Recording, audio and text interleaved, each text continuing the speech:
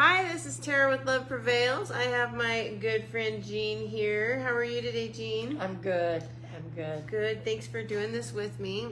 I've been looking forward to being able to interview you. I know we've been talking off and on for a little while now, so I'm really glad that this finally worked out. And Jeanne, what I'm doing here is I'm introducing Love Prevails, my business, and what we are doing at Love Prevails is we're working with families who are watching their loved ones struggle with addiction. And I mean, addiction is just rampant out there. And there's a lot of families that have no idea where to turn or what to do. And so that's what we're doing with Love Prevails is we are working with those families, helping get their loved ones into treatment. And it just is where my heart is and where life has brought me. And so I'm very, very excited about it. So thank you for being here. Well, sure. Thank you for asking.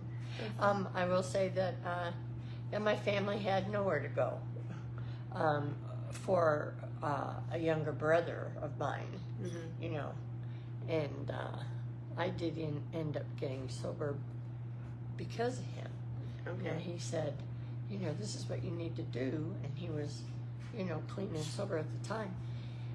But he had other issues, you know, and oh gosh, I think I was probably in the program nine months, and he went back out and never came back. That's too You know, bad. and there was nowhere for us to get him help. Yeah. I just didn't know where to go. Yeah. You know, the resources just weren't there. There's a lot of people, a lot of families that struggle with that. And I did myself. I didn't know where to turn or what to do. And so that's why I'm so passionate about this. Yes, I agree. So you came at a good time today. And so you had multi-purposes for being here. So earlier today, I opened up my front door and let a butterfly in. And so this butterfly has been hanging out in my house all day long. And Jeanne came and helped me get it out. So thank you for that. Sure. I didn't know what to do with it. And so free the butterfly. yeah, we saved its life because it would not have had a life of its own in my house. So thank you for that. Oh, sure. So go ahead and tell us, you know, you have a few years sober. What brought you into sobriety? Oh gosh, you know, my family, my father was an alcoholic at home, but he always drank at home, so we always knew where he was, you know, and that was a good thing because he wasn't a violent man, and I thought it was normal, you know. I didn't want to be that. I didn't ever want to drink, you know, and I basically started drinking in college because it was the legal thing to do. You were 18 back then, huh? Yeah, well, I waited till I was 21, and I had been smoking pot from that, you know, before that, because I didn't want to be an alcoholic. I didn't want to drink, yeah. And then I thought, oh, well, you know, I'm in the criminal justice program, and I should follow the law. Right. So I gave up, you know, using any kind of drugs and just drank. Well, that was really a bad choice. You know, looking back on it, hindsight, what got me here was numerous on occasion, I call it the disease of denial, because I got arrested once in Illinois and then moved back to Colorado for DUI, and went through their education program, which really was not much. And then I got 3 more DUIs when I was in Colorado. Wow. For over a course of 7 years. And that last one, I had blacked out and I was driving. So I knew it was time, and there was no more denying, and that's what got me here, and it kept me here. And I did whatever anybody told me to do. They just said, do what you're told. Right. Just follow instructions. And so I did. And, you know, I was very reluctant. I didn't want to go to any kind of program or treatment, but I did because I knew that I needed to face the court. And then it just started to seep in that gradually it became my life. You know, I had committed myself to not drinking ever again. Right. And I know they say, don't ever say never, but, you know, if you truly surrender and realize it's not a choice that you can make anymore, you know, freely or safely, Mm-hmm. then I knew that I was done. Right. You know, and I'm very happy that, you know, I was able to complete that. I have lost a brother along the way that overdosed, and then I lost my oldest brother just a year ago from alcohol. So, yeah, it is a family disease, but, you know, and they say it's hereditary. It's funny, I read something just recently that, yes, it couldn't be hereditary if you partake, but if you don't, if you just make up your mindset that it's a shaky place to be because of the family history, then you're not going to probably develop the disease, you know. Mm-hmm. I mean, I wasn't an alcoholic to begin with, Right. you know, but I drank like one. Yeah. You know, and it's really scary, you know. I was just talking to someone earlier today that her brother is schizophrenic, and he doesn't take his meds, and he's drinking and drugging and doing crack and lives on the street, and she just, you know, doesn't know what to do. And, you know, he went to court, I think today, she said. And all the charges were dismissed. He had 3 felonies. Wow. So he had no consequences for his behavior. Because I guess that mental illness card worked for him this time. Right. But it's like she had hoped that he would have been convicted of one of them. Right. And had to at least look for an alternative punishment. Yeah. In other words, to get inpatient treatment Mm-hmm. for what he is doing to himself and his family. Yeah. So, you know, that's another thing. You know, families are affected by this illness of whatever it might be, alcohol, drugs, whatever. Mm-hmm. And the behaviors, the actions that I took, I'm sure embarrassed my family to no end. I thought I wasn't harming them, but truly I'm sure I did. You know, I steered clear of them, and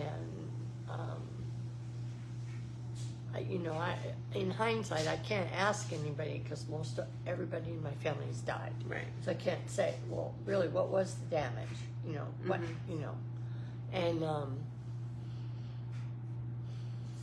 from everything that I can tell, there's no way that everybody was unscarred. Yeah. You know, it's a burden that we all carry. Yeah. You know, family-wise, if we love our family, we don't want any harm to come to them. It breaks my heart when I see it, but I know that there's not a lot I can do for someone that's out on the street, you know, except offer them water or are you hungry, you know, Right. that kind of thing. Because if they don't want to change, you know, there's no change. Mm-mm. No change. Right. So something that I always try to keep in mind when I'm working with families is because a lot of families they think that they're when they get their loved one into treatment, they're taking care of their problem. And because you brought up an interesting point, because it sounds like you carry a lot of sadness over damage that you may have caused to your family. But I always try to approach it like this. Because I don't, you know, things that happen in my family, I'm not going to carry that. Yeah. You know, I have my part in some things, but Right. the problems that have ever happened in my family are way bigger than me. Right. But I always get the person into treatment, and then I talk to the family about, you know what, they're using, but the problem is bigger. Mm-hmm. And I encourage them to also get help, because Right. just because you're outwardly using doesn't mean each individual in that family's not secretly doing something else. Right. And so yours is just more obvious. Yours is more of Yeah. an embarrassment because it's so public. Sounds like it was really expensive if you had all the DUIs. Yes. I don't know how much the DUIs were back then. Whoa, they were pretty expensive. Yeah, they're real expensive now. Hiring attorneys, going through treatment, and Yeah. then if they give you the bling around your ankle, that's still $350 a month. Yeah. Oh, really? I had no Yeah, idea. or at least it was back then. Yeah. So, but I always it's try to address that with families, because yours is open and, clearly, I think that it's harder to hide an addict, the addiction. Yeah. But I'm a firm believer that everybody's got something, Yep. and there's lots of addiction out there. It's not just drugs and alcohol. Right. And I'm a firm believer That's in you're not necessarily the problem. You're causing problems. I am. Yeah. But there are way bigger problems in a family structure Oh than yeah, just you. we're very dysfunctional, you Yeah. know, and I mean, I can't use any excuse. Yeah. You know, I mean, there's a lot of circumstances that maybe other people haven't had to walk through. Right. But how did I filter that, and how did I deal with it? Well, I didn't. I didn't ask for help, and that's the biggest clue is I didn't ask for help. So You know. so when you finally did end up getting help and getting sober, did your brothers get to see that, and did they try? No, they didn't really get involved in my life. You know, I would tell them. My youngest brother knows, but he's the only one that's left. Mm-hmm. You know, that I had gotten sober, and he pretty much respects it. You know, when I go to visit, he doesn't drink in front of me, but he has a drinking issue too. Mm-hmm. You know, and I pray for him because I don't want him to leave. You know, it's the last of the family, Right. basically. And he's very, very successful.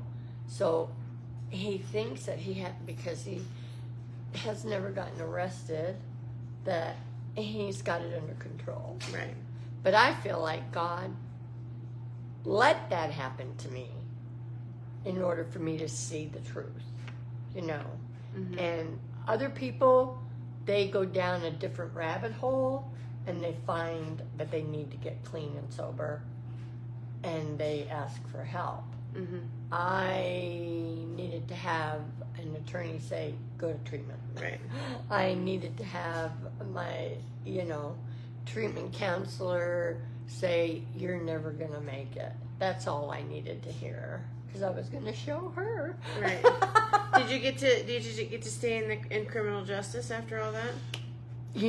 I had gone through Arapahoe County jail officer training, and I actually graduated at the top of the class. Nice. I got an award, and then they said, nope, you don't have a good driver's license, and we will not be hiring you. Oh no.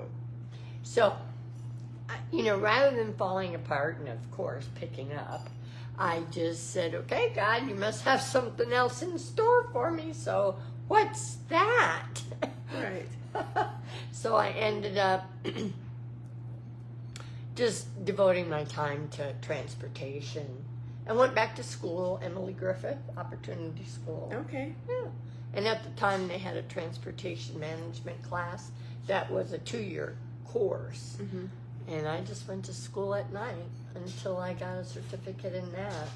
And then I got a job and actually kept that job with one company for 20 years. Wow. Which is amazing because I was always going from job or place to live, I was never on the street, but I was never really stable in one place. Right. So, yeah. That's So awesome. I really, really, really, really trusted my higher power without realizing that's what I was doing because I was raised with a religious background. But, honestly, I think back on my addiction, and he wasn't even in my thoughts at the time. I was willing my life on my own free will. Right. You know, and well, we see how that got me. Right. You know, not good. It was not good. So I'm grateful that I was able to restore or get restored to what I believe my higher power or God wanted me to be, and to live my life honestly. You know, not perfect by any means. I make mistakes just like everybody else. I might lose my temper, but you know, I also know how to say I'm sorry and, you know, clean my side of the road. Right. You know, so there's so much that people could get. I want that for everyone that's struggling. You know, when I see somebody new that's really struggling, I just think, oh, you've got so much to live for. You know, you're young, you have a daughter or a son that looks up to you and depends on you, you know, and yeah, there's this guy that goes in and out, in and out, in and out, in and out. And I saw him Tuesday night, last Tuesday, and I said, I'm tired of hearing about in your 29 days. Every time I see you, you're in your 29 days, and months go by. I said, what's up? I said, you need to stop. You need to just submit and, you know, and his daughter was with him, which she needed to hear that, you know, that there's a lot of people that can do that swinging door thing and use an excuse for it. And I said, there's really not an excuse. If you have, you know, surrendered, you've got to surrender. You just got to let it go. I know that sounds so easy, but it really, you know, especially with alcohol, and I imagine drugs too, if you don't take that first drink, you can't get drunk. Yeah. What a concept. It's a concept, but it's a tough one. Yeah, it is. And it's scary too. Yeah. And I know it was harder for me to quit smoking cigarettes. You know, it took me a few more years after that. Yeah. And but if I don't smoke a cigarette, I won't have the nicotine in my system. Right. So it's basically the same theory, you know. It's a tough one to break too. Yeah, oh yeah. So tell me why you stay, because you've been in sobriety for a lot of years. What makes you stay? I stay because as I grow older, I forget certain things that are important that sobriety has given me, and I don't want to take it for granted.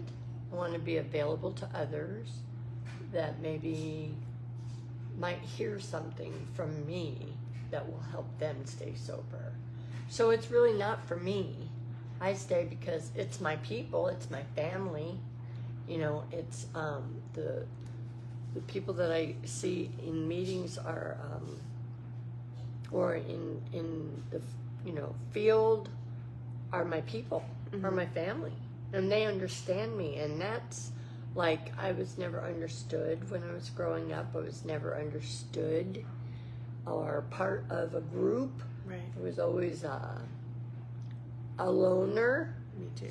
You know, and it may have been because my dad was an alcoholic and I knew he'd be home drinking and I couldn't bring anybody home to the house. You know, my brothers did and my mom didn't care, but she said absolutely none of the girls can come. And I really didn't want them to. Right. You know, I mean, and maybe deep down inside I knew that wasn't normal, but I really didn't know that, you know, for sure. You know, just the upbringing. We moved from state to state. We were never stable. We moved from state to state, and, you know, I've never had such a stable life. Ups and downs. Life goes on. You know, you have to learn how to live on life's terms. But I'm equipped. I have a toolbox. I know what to do. and I can pick up a phone and make a call. Yeah. You know, and it makes, you know, you can isolate in a heartbeat. Yeah. You can isolate in a heartbeat because that's my nature, you know. And, but I do find that if I put somebody else first, which I learned in this sobriety of mine, and don't be all wrapped up in myself, that's what keeps me here. I love that. Yeah. Yeah. That's what keeps me here. Yeah, that's hard too, to put others first, and It is. yeah, it's Just changing your line of thinking away from yourself. right. Even for 10, 15 minutes, Yeah, you know, and think, well, how is that person doing? I think I haven't seen them in a long while, you know, and I'll call them, you know, or somebody comes to mind that I haven't talked to in a while, and I know that's my spirit world whispering in my ear to go ahead and make that call, right. you know. Yeah. Yeah. No, I love that. Yeah. I love that. Well, I do appreciate you coming and talking to us and telling Sure. us your story. Yeah. I know I've heard your full story before, and it's really interesting. And you've been through a lot of stuff, and Yeah. so I appreciate you coming and sharing this with us. And if you or somebody you know are struggling with alcohol, please reach out to me. My website, my phone number, my email, they're all attached to this video. I'd love an opportunity to speak with you. We are going to be taking a break for a little bit on the videos. We're going to be heading with a new focus. We're going to start them over with a new focus in the future, and so we'll let you know when that happens. It probably won't be on my personal Facebook. It'll be more on the business Facebook or on YouTube, but we are going to take a little bit of a break. Thank you so much for watching. Please like, follow, share, comment. We'd love to continue to get the message out there. And again, your best life is waiting for you. Reach out to me, and we'll find it together. Thank you.